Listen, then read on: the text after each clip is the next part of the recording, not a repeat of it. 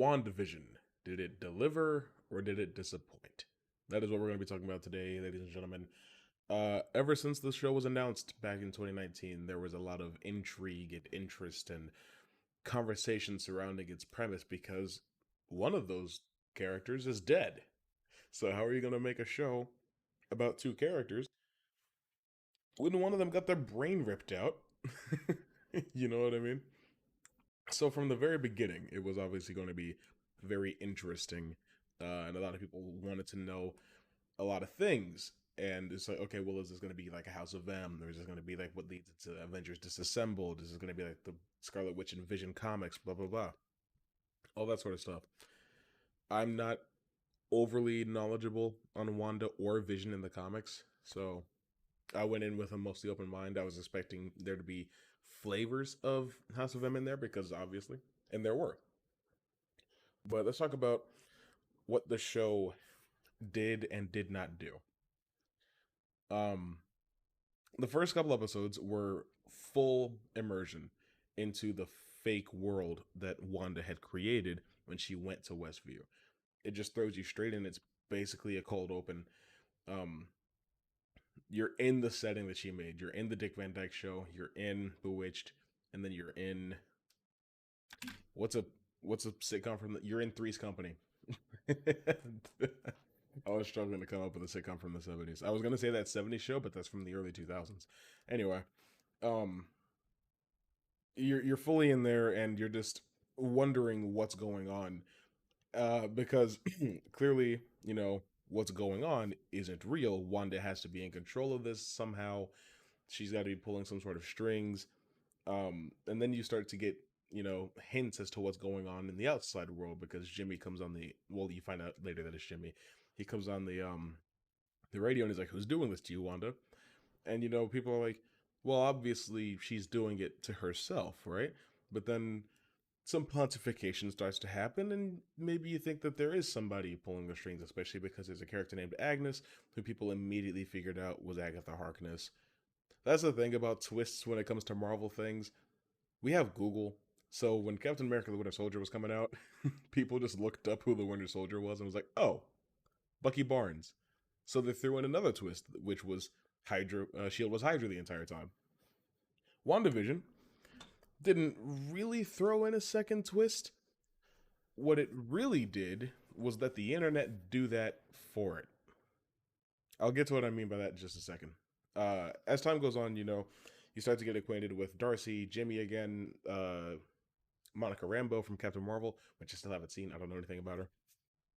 But there's a lot that you wonder because they basically act as surrogate characters for the audience because they're just as out of the loop and confused and want answers just as badly as we do.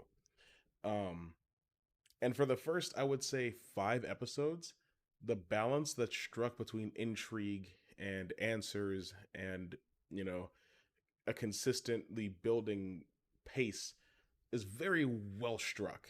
I think that for the first 5 episodes, this is one of the best TV shows I've seen in a long time. After that, though, after that, we start to run into issues. Now, I don't want to see you headed into my comments talk about you didn't like it because your fan theory was wrong. You want to know what my fan theory was? I didn't have one. I didn't have one. I don't know enough about Monica or Agatha or Scarlet Witch in general to have had fan theories. But because Monica mentioned an aerospace engineer, people were sure Reed Richards was going to show up. Because Jimmy asked, "Who's doing this to you, Wanda?" People were sure Mephisto was going to show up. Because Wanda had kids, and in the comics, the kids were part of Mephisto. Everyone was so sure Mephisto was going to show up, and that Doctor Strange was going to show up because he's connected to Agatha Harkness in the comics, and everybody knew the Grim Reaper was going to show up, and that because Evan Peters was playing Quicksilver again in the MCU, then that meant that Charles Xavier was going to show up, and so was Brian Reynolds' Deadpool, and Tobey Maguire's Spider-Man I saw on TikTok, and I'm just like, let's talk about the Quicksilver thing. I get why you're upset. A lot of people prefer that version of Quicksilver. I still don't. Um, in my opinion, that's just not Quicksilver. Like even in the movies, he's not Pietro Maximoff. He's Peter Maximoff. Like he's straight up just not Quicksilver. He does not have any Quicksilver mannerisms or personality traits or anything like that. He doesn't even really look that much like him. But I understand that when you saw him in this show, to you, that may have opened the door to a huge network of possibilities. And I know that a lot of people out there are really rooting for a multiverse based on previous Marvel properties becoming integrated with the MCU. The MCU that they claim to hate, but can't seem to get enough of and want everything to be mixed in with. Anyway, and a lot of this is being fueled by the casting rumors that have been coming out for Spider-Man: No Way Home lately about Tobey Maguire, Andrew Garfield, Alfred Molina, Jamie Foxx, uh, Kirsten Dunst, Emma Stone, and a lot more actors reprising their previous Spider-Man roles. Which, by the way, makes no sense. I have a video about that. So you have rumors that have been percolating for 3 or 4 months now about some casting rumors that couldn't possibly be true. And then you have what seems to be, you know what, let me take out the, you have these rumors that there's going to be a previous Marvel property multiverse being introduced into the MCU. And then you see what could very well be the first piece of that. But you have to understand, it is the exact, I mean literally the exact same thing as when J.K. Simmons reprised his role as J. Jonah Jameson in Spider-Man: Far From Home. You guys weren't screaming multiverse when that happened. So I don't understand why you saw this and saw it as anything more than an Easter egg or just, a wink at the camera. You know what I mean? Especially because while he does still kind of act like his X-Men counterpart, he's not that same person. Also, that version of Quicksilver should be, 40 to 50, you know, if he was in his early 20s in the 70s. And the episode where he gets introduced to the show takes place somewhere in the 90s, but I guess that doesn't matter that much. Anyway, I never really expected it to actually open the door to the multiverse because it wouldn't make any sense. It would be a very sloppy way to do it. And then because of that, even more theories came out that Wanda was going to expand the hex around the world, and that would be how we got our mutants. And I understand that one too, because Monica Rambeau goes back into the hex after coming out of it. And it's like, okay, it's rewritten her DNA twice. But this time through sheer determination, she focuses on her goal and what she's going in there for, and she gains some type of vague superpowers when she goes through. We don't know if it's that she had some sort of dormant powers that were activated by the Hex. We don't know if the Hex did that outright. We don't know even what her power set is. And the rest of the show has no interest in explaining. Um, Agatha Harkness shows up and she's interested in and infatuated by Wanda's power, spontaneous creation, chaos magic, and she wants to take that power from her because she's dangerous. But where did Agatha come from? How did she find out about Wanda? How did she get into the Hex? Did she plant ideas of creating the Hex into Wanda's head? There's stuff even about the main antagonist of the show that we don't get to find out.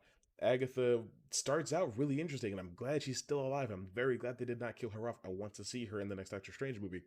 But as far as the story that she was introduced in, I have no idea. I have no clue. You know? And then we have White Vision, which when I saw that, I realized that was the cameo that Elizabeth Olsen had been talking about. And also Paul Bettany, hilarious. He was talking about the fact that he gets to work alongside an actor that he's always wanted to work with but never has been able to, and that they have great chemistry. He was talking about himself. Very funny. Paul Bettany's very funny. I've always thought that. But I understand that when you have those two statements, Elizabeth Olsen saying that there's a Luke Skywalker level cameo, and then what Paul Bettany said, people get expectations. But White Vision is a huge deal. It was a huge deal in the Avengers comics. and he was around for a while. Like I think almost the entire 1990s. So when I saw White Vision, I was very excited because I was like, it's White Vision. Now, I will say I'm a bit disappointed that this conceptual experimental series ended with two CGI battles. Especially when one of them felt very Dragon Ball because the characters were damn near indestructible and couldn't even seem to damage each other. At least in Man of Steel, Superman and Zod seemed to be hurting each other maybe a little. I mean, one of them died, so you know. But with the two visions, there was just nothing of consequence happening for a long time until the thought experiment portion of that battle takes place, which I really enjoy. That's what I was expecting the whole time. You have two of the you have the most supreme intelligent being in the world twice. It shouldn't just be punching and lasers. You know what I mean? I just feel like it should come down a little bit more than that. Um, Wanda embracing her identity as the Scarlet Witch is interesting, and accepting that she has actual magic and then studying the Darkhold. Cool. Here's the thing though. Up until episode 8, we and she had no idea that she had powers before coming in contact with the Mind Stone. And Agatha is like, "Hey, you don't know how to cast runes." So it went. I figured out during the final showdown that she was casting runes on the walls of the hex, because I was like, "Why is she shooting the hex?" I was like, "Oh, runes." I was like, "How did she? How did she figure out how to do that?" Now, let's talk about Hayward. Hayward, the one that created the White Vision and everything. The ancillary secondary antagonist of the series was completely justifiable in his motivations and actions throughout the entire series up until the very end. Because you have somebody who is extremely dangerous, extremely powerful, somebody who almost took out Thanos by herself, holding an entire town in New Jersey hostage. Hostage. You're sending people in to try to investigate and they're not coming out. You you try to get information and all you get is a TV show. You know what I mean? And nobody around you seems to understand just how serious the situation is. And then you have somebody that's sympathizing with this victimizer. You know what I mean? So I completely get where Hayward was coming from. I understand why he's like, we need to neutralize Wanda. You know, it's kind of scummy that he wanted to bring Vision back online, but at the same time, I get it from the standpoint of he's a military leader who has a chance, a glimpse of a chance, a sliver of an opportunity to bring online the most dangerous sentient weapon that's ever existed in the Vision. So I get why he wants to do that. But they kind of made him into a cartoony, mustache twirling villain when he tried to kill Wanda's kids. Without that, I feel like he would have been a perfectly understandable and justifiable antagonist. But the thing is, everything that Wanda had done up to that point and everything that Hayward had done up to that point, the the spectrum skews in favor of Hayward for being a hero in this situation, and they couldn't have that. So he's gonna do something so dastardly that you start rooting for Wanda again. So have him shoot at her imaginary friends, and then Monica just blocks the bullets with her body because she has the powers of something. I really hope that in Captain Marvel 2 or in something that gets explained. Scrolls. Scrolls. But my one of my major issues with this series is that it does end on such, at least in my mind, such an empty note of Wanda not suffering any sort of consequences, not really having to deal with any lasting effects of anything. Sure, she has to deal with the trauma of losing her imaginary friends, but she's the one that imagined them in the first place, and she held this entire town hostage, mentally torturing them, and then tried to tell them that they're okay and that it's not such a big deal. She basically tried to gaslight this entire town that was upset because she had them under mind control for a month or however long it was. And it's like, what? You really? You know? And then she had such doubts about her ability to actually be the one manipulating everything that it led to a lot of people thinking that there had to be something. But no, it's just not terribly well written.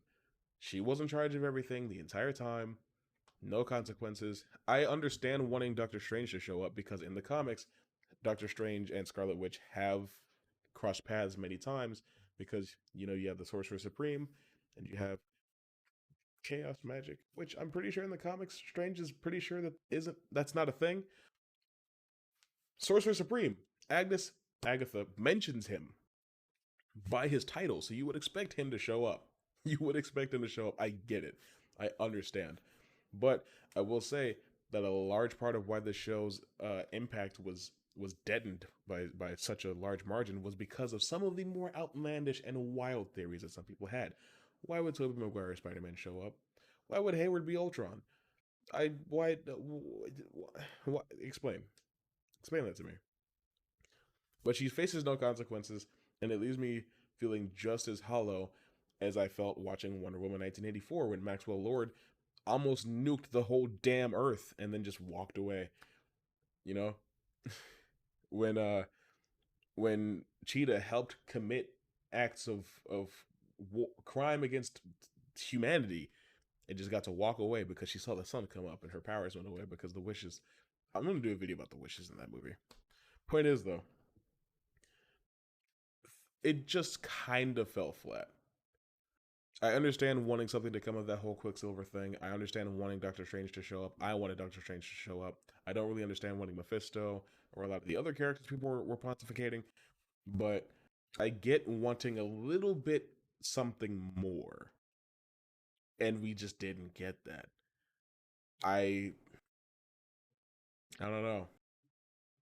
I get that they were going for like, oh, Wanda's a morally ambiguous protagonist in this story, but no, she's just wrong. She's just wrong. She took a town hostage, made them play pretend for weeks on end, and then when somebody was like, "Hey, what you're doing is wrong. You should stop." I like like let these people go. She's like, "No, no, no, because I want my family." You know what I mean? It seems like I get it. She's grieving. She's in pain. She wants to have something go right for her because she's lost so much. But I just feel like the way that we view the story, we're holding her to a different standard than we would uh, Tony Stark or Thor or even Captain Marvel. People still give Carol a bunch of flack for, I guess, being arrogant in the movie, but Wanda can actually be a terrible human being in this story, and it's totally fine. Tony created an AI by mistake. Well, he didn't create it by mistake, but he created a genocidal AI by mistake, and is and he was paying the price for that decision for the entire rest of his time in the MCU. From Age of Ultron till Endgame, when he died, he was reaping what he sowed by accidentally unleashing a murder robot on the Earth. You know, um, but what Wanda did is seen as largely okay by the world at large. People on the internet seem to be completely on her side, which is interesting to me because I don't think that's the point. I don't think you're supposed to be completely on her side. I think you're supposed to sympathize and empathize and understand, but still hold her accountable for what she did because what she did was bad. I don't blame Agatha for wanting to eliminate somebody with with Scarlet Witch's powers. I don't blame Hayward for wanting the same thing. Like I said, in absence of shooting at the kids, I don't see Hayward as the bad guy. I don't see Agatha as a bad guy. I see Wanda as the bad guy. But it's okay because she released them eventually, you know. She kept it up just long enough to to have what she always envisioned as the perfect suburban life. And I just don't see how that's supposed to be a satisfying conclusion. It isn't to me. I was really digging WandaVision for the first five. Even we'll go all the way. We'll go all the way to six. Watch that Halloween episode. Watching Vision go outside the hex and start falling apart, and he's like, the people in there need help. That was a soul crushing scene. I loved that scene. That was great. Episode 7, 8, and 9, though, didn't really do it for me. Didn't really do it. And a lot of that has to do with the fact that Wanda and Vision did not interact in episodes 7 and 8. Once, not a single time. I did not understand the point of that.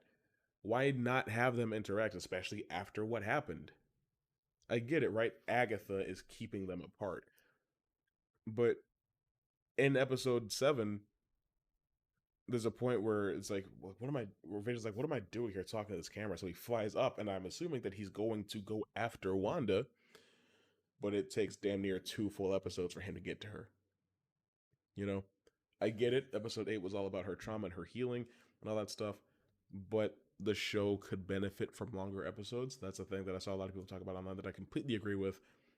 At that stage, the show could have benefited from longer episodes. If you have 9 episodes, and for almost a third, almost 33% of your series, the two title characters are not on screen together in the present. I know they were on screen together in flashbacks. That's not what I'm talking about. Hex, Vision, and current Wanda do not speak until well into episode 9. Like, I mean, technically, most of episode 6, because once Vision leaves to go do his neighborhood watch, you know what I mean? Like 10, 15 minutes into that episode, he doesn't see her again until 10, 15 minutes into episode 9.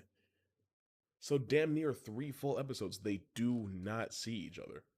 I didn't like that. I didn't understand it. What is the point of that? I don't know. I don't know. Hmm. Well, that's my thoughts on WandaVision. Overall, it's all right. I gave it a lot of credit when it was first coming out. I almost released a video before everything went bad about not went bad with the show, went bad with my life, about why it's the greatest show that's come out in the last few years. Glad I didn't do that, because oh boy. But that's enough of me rambling about WandaVision. What did you guys think about the show? Did you like it? I honestly hope so. I hope that people enjoy the show. I hope that people are inspired by the show. It was a great concept. It just didn't get fleshed out the way that I wanted it to be. That's not what I meant. It didn't get fleshed out in a meaningful way, in my opinion. Anyway, I'll see you guys next time.